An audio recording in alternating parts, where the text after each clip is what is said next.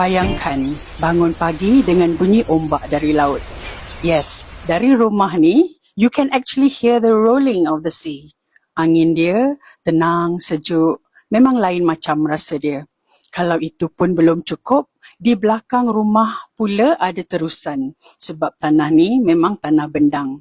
And the best part, you boleh memancing terus dari balkoni rumah. Ini bukan sekadar cerita, ini realiti yang memang wujud. Saya ada satu listing di Kedah. Banglo Land siap dengan rumah yang dah dibina.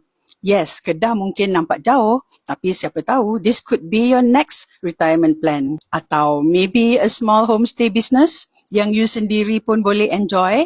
Tempat untuk slow down, lari dari kesibukan kota dan menikmati hidup dengan cara yang lebih tenang. Dan jangan sangka semua ini hanya untuk yang ada duit berjuta.